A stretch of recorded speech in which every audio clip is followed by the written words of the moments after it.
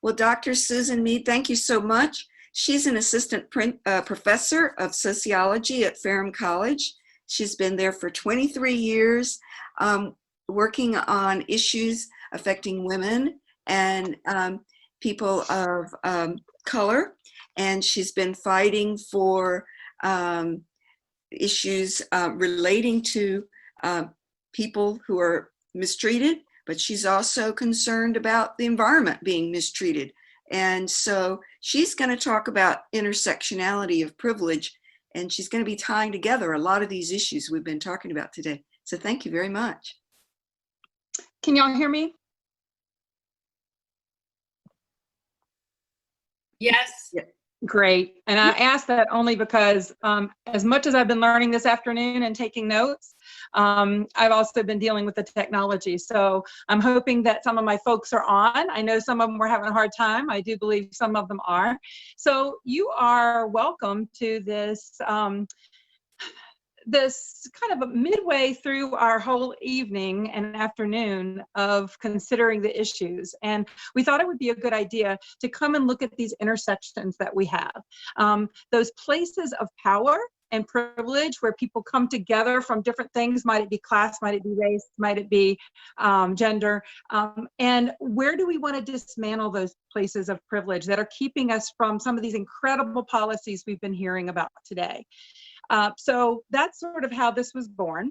And my hope is, we'll see if this works, I had a dream of being able to hear some voices other than just my speakers today. So what we're going to do is start off with the speakers after I do a little introduction and have them talk a little bit. But then I really do want people to come in and be a part of it. So what I thought we would do is, if you would like to speak after we have the few people speaking at the beginning, if you would like to speak rather than just putting your questions in there, just type speak in the chat, and my trusty companion Becca will help us understand who's going to be in order for that. Now we're going to try to keep things on time because we have amazing things going later. So I'm going to try to end us up at the 6:45 time. We'll see how close we can get to that. So yeah, so what we're of course talking about are these places that overlap, these places that are independent. So much of what I was listening to all afternoon long has pointed us to that, especially when Karen was talking about Union Hill and we look at environment and racism. This idea of that things are, she said, things are inexplicably, you know what I mean, joined. And then when we saw that incredible graphic where everything is joined. And what I want to talk about, I want y'all to talk about today, is those places that we need to go right now, right here, to make a change. One of the things we heard earlier today, also in our very first workshop, was that we have got to have diverse people at the table. They have got to be in, the boardrooms, they've got to be in the legislative rooms, they've got to be in all those places for these massive changes to take place. And that's really what this weekend is all about, getting the people in the places that we think are going to be most effective, but in other places as well. So let me tell you who I'm bringing to you today. I have two people who inspire me greatly, and I get really emotional, so hopefully I won't start crying. They inspire me greatly, and the one that I know is on the call right now is, excuse me, Jordan Bell. Now, Jordan is a young person that is moving and shaking in Roanoke, Virginia, like no other. He's been recognized for that. But I think what's important to him is that he is part of the neighborhood that is going to be revitalized as we take these intersections of privilege down and build up intersections of community life. And so I'm going to, have a conversation, hopefully, with Jordan. I would love it for us to be able to, I don't know, I'd love to be able to see each other. So let me see if I can. One thing that, so let me see if Jordan's on here. Jordan, are you there for me? Can you hear me? I sure can, buddy. I am so glad to hear you.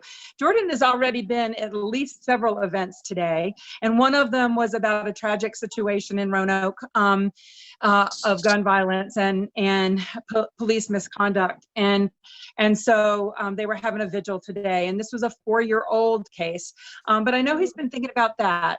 But also, Jordan, as you're working for Justice for Keontae and you're working for Justice for Gainsborough, a neighborhood has gotten completely decimated in northwest Roanoke by urban renewal. Where are those places that you think we can step right in those intersections of privilege and try to dismantle those and bring up the community members in those places that these issues intersect, be it race, be it class, be it educational privilege, those kinds of things? Do you have any thoughts on that?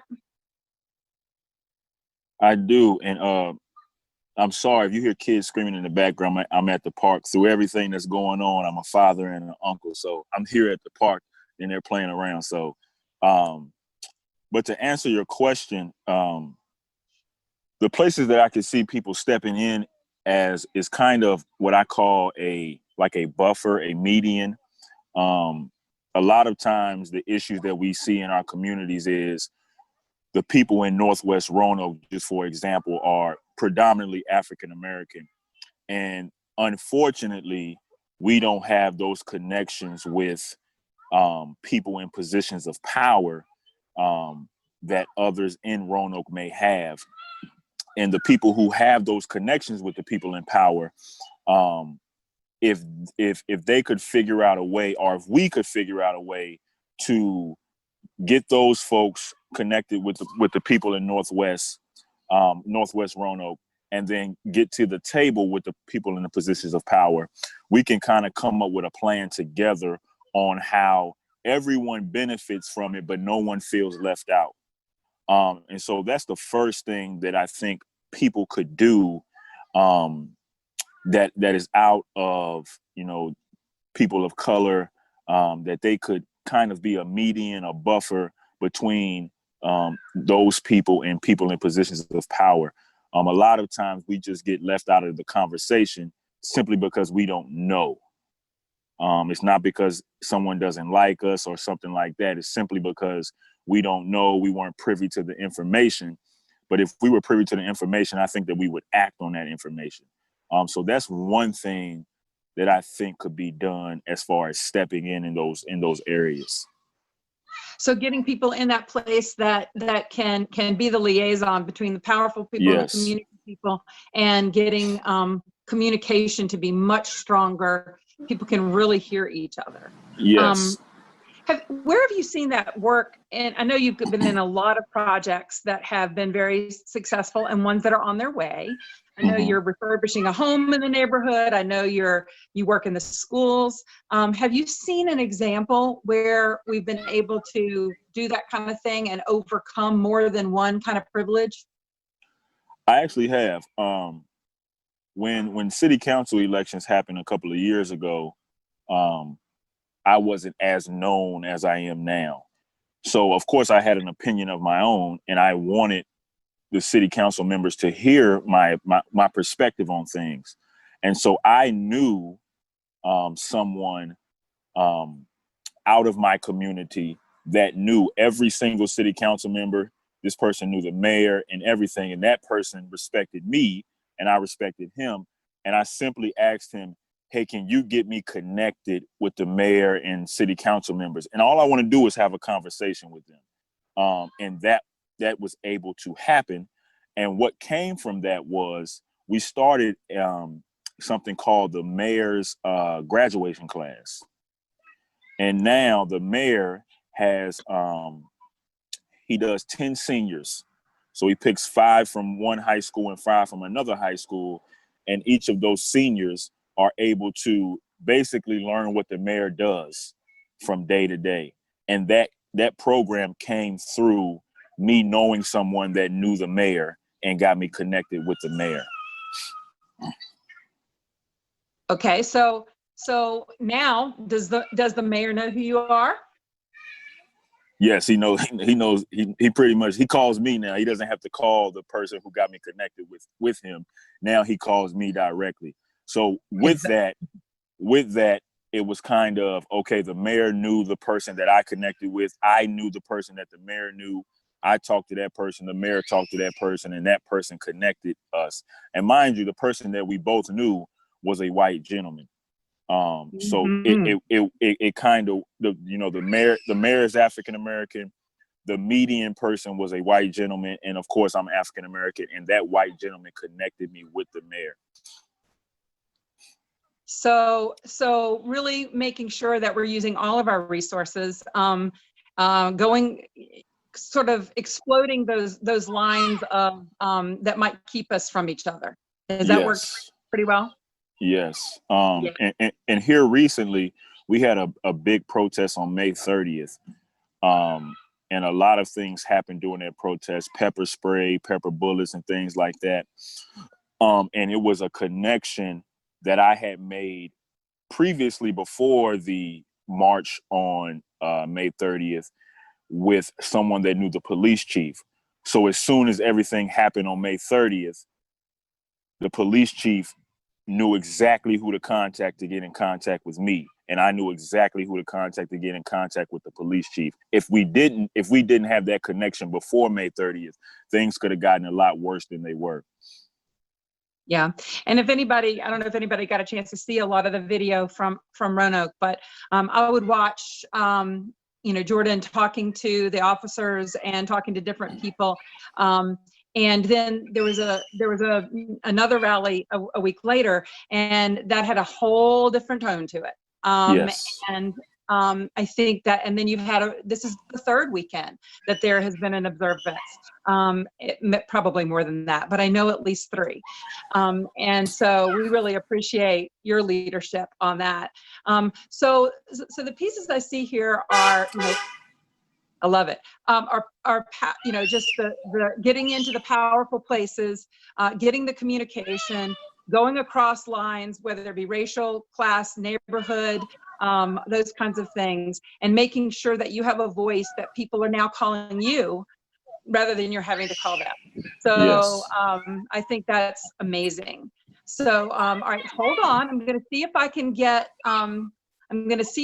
my buddy Charlie Crabtree to call in. He's been trying for over a half an hour to get in, and we're going to see if maybe I can get him to call in on Messenger or just regular phone, and we can get him in. So hold on one second, friends. Let's see. Susan, do you want to take Tim Rockeb has his hand up? Do you want to? I would love to. I can't Tim, see a talk while thing you do like that? that, so I'm happy. That'd be great. Go ahead, Tim. Do you have a question for Jordan? And we can unmute you. I can't do that right now, but Becca, can you unmute Tim? I've been asking to unmute him, but just so you know, his hand has been up since like 2 panels ago. Oh, okay. Maybe he's not. Maybe. Thank you. Is there anybody on the chat that would like to speak and ask Jordan a question or address anything at the moment while I try to get Charlie? David Linton? Yes, Jordan. My name is David Linton. I'm a state delegate for Bernie Sanders. I live in Roanoke. I've been a part of the community for over a decade, and I have resources and connections that I believe can be beneficial to helping you. I've put my email address and phone number in the chat. You are welcome to contact me, and we can figure out how we can best work together and how that I can help you and give service to your community. I'll reach out to you definitely. Thank you. You're welcome, sir. And one of the things, seeing if Charlie can call in, one of the things that Jordan has really been a part of, and of course is very important to today, is the Poor People's Campaign. And that campaign in and of itself, Jordan, would you say that's a really good way for people to come together with these various issues and address them as they intersect? Yes, because I think the Poor People's Campaign, white, black, Asian, tall, short, whatever demographic you're from, I think everyone has a soft heart for what is going on with our poverty-stricken citizens in America. So I think the Poor People's Campaign brings everyone together, race, class, gender, and I think that's the perfect way to kind of bring everyone to the table. If you make $200,000 or if you don't, people come together when they see people suffering. So I think the Poor People's Campaign is a great avenue for that. And Dr. King saw that, and I think it's a very powerful movement. And for people that maybe don't know, you can see what they did on the. We had Democratic Party things going on at 10 this morning, and obviously at 6 tonight. But tomorrow night at 6, they're going to be replaying what they did with the Poor People's Campaign national movement today. So tomorrow night at 6, people can see that. Now, one other thing, Jordan, that I've been really impressed with is that you really blend across religious lines, across all kinds of different lines. Have you seen, we haven't really talked about that kind of thing today, but with thinking of Dr. King and Dr. Barber and those folks, how can we reach across and do some intersections with religion and race and class and all those kinds of things? Have you seen that be a helpful tool? Yes, right here in Roanoke, something called Points of Diversity was started, and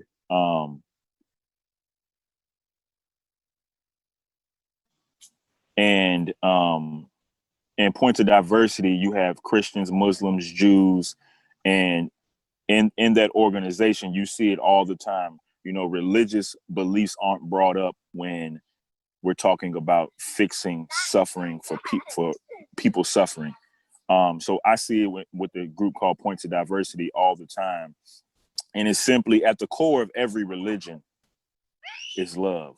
At the core of every religion is helping people live a better life, not suffer. At the core of every religion, when you truly get down to it, that's at the core of everything.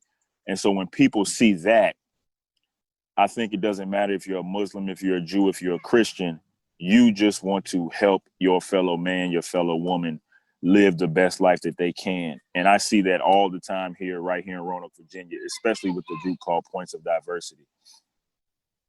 Absolutely.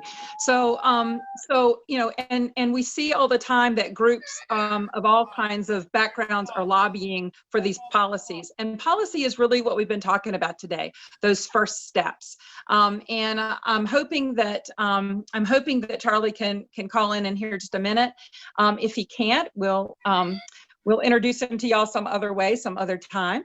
But I guess the last thing I would ask you, Jordan, and then we can open it up to everybody else, and I hope we have some good discussion for about 15 minutes, is what is the next step that you're going to take? What is the absolute next step that you're going to take to make sure these intersections of privilege don't keep driving what we're doing day to day? Do you have a next move that you're going to make that maybe is a good example for the rest of us? Well, the next step that I'm going to take is currently right now, I'm forming a group of what we call millennials. And that's the age range, I believe, if you were born from 84 to 95 or 96, I forget the age range, but the millennials in Roanoke, we're forming to kind of become a civil rights organization right here in Roanoke, Virginia. And so that is my next step right now, is forming that group and moving forward, holding people accountable and seeing what we can do as a community, but forming a group of people that would that enjoys and wants to fight for civil rights right here in Roanoke. So to me, the next step after all of the protesting, after everything that has calmed down, is we have to organize, we have to act, and we have to get things done. So right now, I am currently trying to organize every single millennial that I come in contact with in Roanoke, Virginia, to do those things, act, and make sure that we're holding people accountable, and seeing what we want to see in our communities. We So talked organize, earlier about, organize. yeah, and we talked earlier about voting access. Is that something Yes. that is going to, you're going to be working on, is making sure once you get all those people fired up that they're going to be getting to the polls so their voice can be heard in that way? So yesterday we had a kickback. It was basically a social party for Juneteenth, and we had about 100 people come. And at that party, while everybody was having fun, we registered 75 people to vote. So that's one of the next steps that we can take. Is just last night we registered 75 people to vote. That when you ask them, hey, do you know your city council members? They said no. But the recent tragedies that has been going on in America, they specifically said this has kind of woken them up, to hey, if they're not at the protest, they said, hey, I can at least vote. So last night we registered 75 people to vote, and I didn't know it was that easy to register people to vote. So I've been contacting everyone that I know. Hey, you need to take this training on how to register people to vote. And when you are qualified, you need to make sure you have these applications in your car. So if you pull up on someone, you can ask them. So last night was really inspiring that we were able to get that amount of people registered to vote, and then excited to vote, because in Roanoke, Virginia, we'll now have our elections every November, every 4 years. So it's kind of, we're getting people excited. It'll be during presidential elections. So I'm really looking forward to this November. Excellent. Well, I want to thank you, Jordan. We're gonna see if, I know some people are coming on to say that they would like to speak. So Becca, who is our first person that should be speaking? Mariana White had the first question on chat. Mariana? Hi, Mr. Bell. I'm just so, I just love what you're saying, but you have the confidence to do that. What, like, baby steps do you suggest to other people to develop the confidence to make those contacts with the power players in their area? Well, the first thing I did was I tried to learn everything that I wanted to ask the person that I was going to sit down with. So before I went and sat with the mayor, I tried to learn, what can the mayor do exactly? How does the mayor's seat work? And if I ask him this, how is he going to react to it? Can I contact somebody that can do it before he can do it? So I try to learn everything that I can before I go and talk to the person that I'm going to speak with. And then also just little baby steps, knowing that, you don't have to be at the protest, and you don't have to, say certain things on social media, but you can sign a petition. You can send an email. You can write a letter. You can do small things to where you don't have to be in front of the camera or anything like that. So it's many ways, as my grandmother would say, to skin a cat. So sign a petition, write a letter, write an email, maybe give a call or something like that. And that boosts confidence, because, if you sign a petition and that petition goes through, then you're thinking in your head, hey, I had something to do with what just happened. So I think some small steps builds confidence. So that's what I would tell someone. What's our next question? Amber had the next question. Hi, I'm Amber. I'm a delegate from Northern Virginia up in Fairfax County. This is actually touching on reaching out to folks. Just for reference, I'm in a very affluent county. I think the median income is over $100,000 for, I believe, households. So it's trying to reach out to folks about interest in progressive policies. And I think people are very open socially, but whenever it comes to talking about economics and the cost of certain programs or cost of certain policies, that's when people start rearing back. So it's, if you have any strategies of how to kind of bridge that class divide and talk to people that have much more affluent backgrounds to support things that may ultimately cost them more. So it's asking people when it's going to actually have a price tag attached to it. So I'll piggyback off what I said. It's a camp here called Apple Ridge Farm Camp, and it's here in Roanoke, Virginia. And it's a guy named Mr. Peter Lewis. He started it over 40 years ago. He came from Washington, D.C., and he started it specifically for inner city kids. And he was a school teacher. He didn't make a lot of money, but the way that he bought 96 acres of land.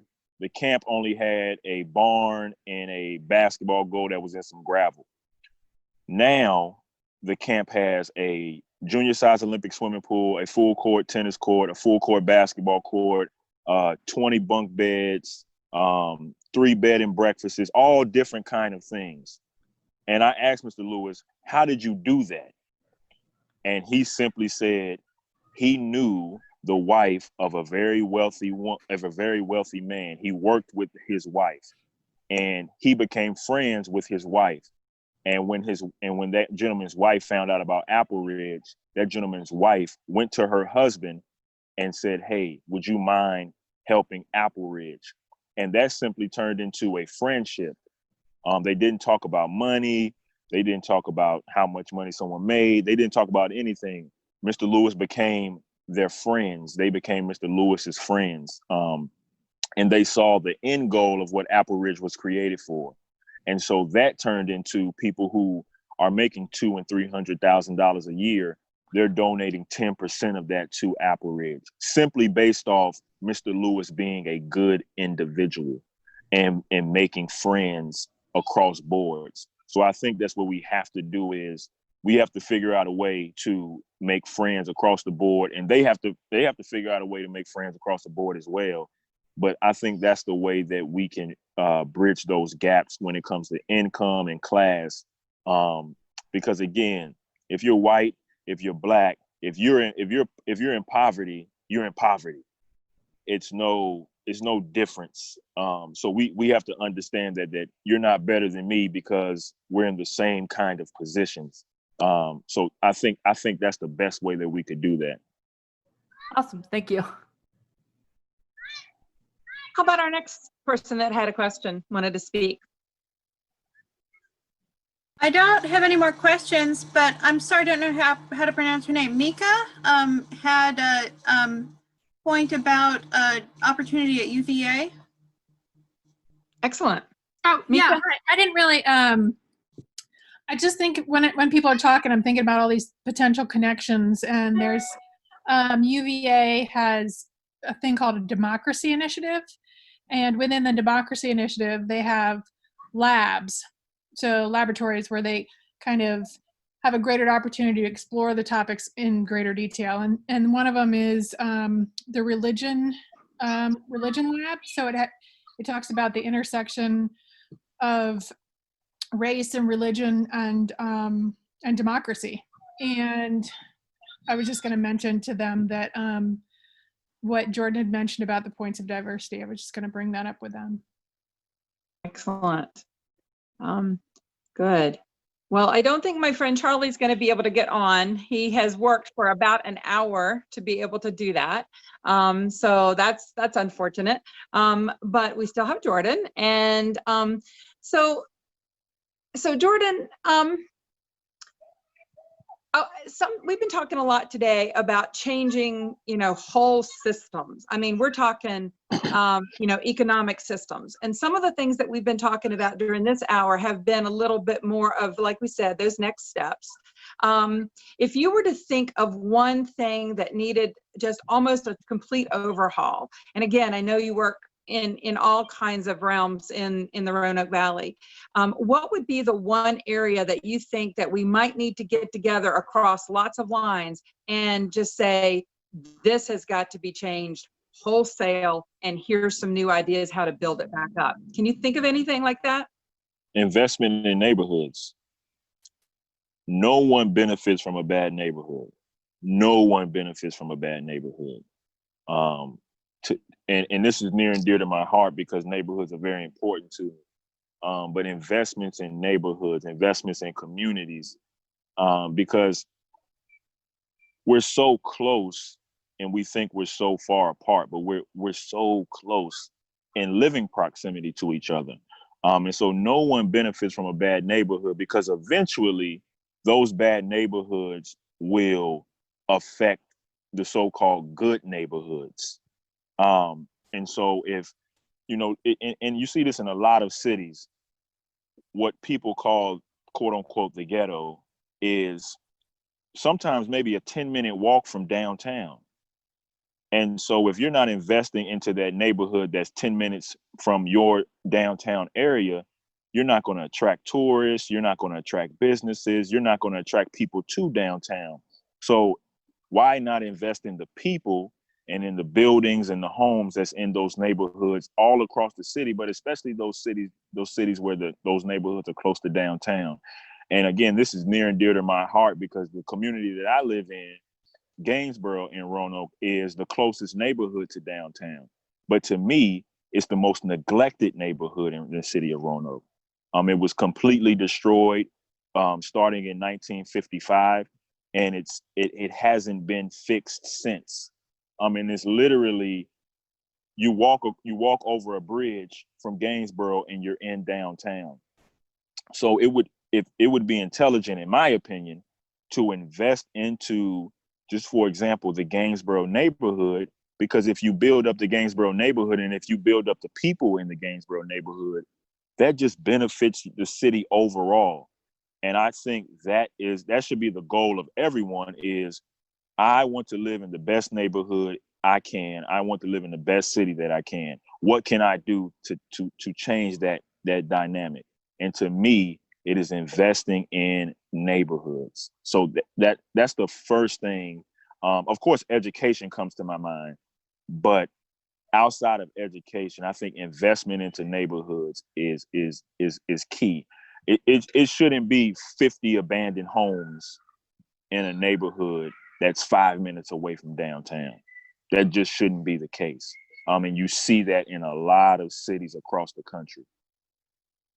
Well, and Roanoke has a very special story. I don't know if anybody, on the call really knows about it, but you really ought to go in and look at how it was an absolute purposeful destruction of the African-American neighborhoods in Roanoke in several stages that we're talking about having to try to completely and totally turn back. And it's all about what city planning is. What is city planning? What was it in 1955? What was it in the 1960s? And what is it today? And we unfortunately are seeing some very some patterns that people just don't even realize what they're doing. And that's what happens when you have systemic racism and you have systemic classism. They don't even realize what they're doing. So that's what we're trying to do and educate. And if you could give Jordan Bell a big hug or a big handshake or a big elbow these days, I know you would, because is he not an amazing example of what we're trying to do to make a difference on the grassroots level? And on the policy level. So Jordan, something was shining down upon me today, getting you back on here. So I really, really appreciate it. Thank you. And I think we might have one other question. Is there another question we can wrap up with? And then I need to introduce the next panel discussion. And Tommy, Tommy wanted to speak. Yeah, I was just gonna say what Jordan was talking about with the investing in neighborhoods. Kind of Cody's been talking about this in the chat as well. But yeah, the jobs guarantee would be the way to invest in neighborhoods because it would be federally funded, locally implemented, and it would take people, where they are, how they are, whatever they're good at, to work for the community, federal Yeah. funding going to people who need a job, at least $15 an hour minimum wage going towards that community. And you could, you know, I don't know, help older people who might need help with, I don't know, shoveling snow in the winter and changing the energy system even for some people, like, you know, putting in solar and things like that. But, you know, that would be a real way to invest in neighborhoods. So we really need the jobs guarantee for that. And then as Well, Tommy, I'm sorry. I'm going to have to, I'm so All right. sorry. I just got a little message. But what I want to say is, number one, I'm going to make sure that you two get connected, because I think that's going to be essential if that's Yep. good for both of y'all. And number two, I just want to thank Tommy for bringing up that intersectionality. We're talking Green New Deal. We're talking MMT. We're talking, you know, all of the pieces that we've talked earlier. And you, Tommy, you helped us bring it back together. Mhm. And I will make sure that one of the intersections that happens as a part of this workshop is making sure that you all get to know each other, because you're both young people who inspire me amazingly. So, Thank Thank you. so Jordan and Tommy, get ready for You each got other. it. And the homes he was talking about could be used as well, the abandoned homes. Absolutely. The homeless. So let's get us together. Yep. And I just want to thank Jordan tremendously for coming to us from the parks in Roanoke, and everybody else to be a part of it.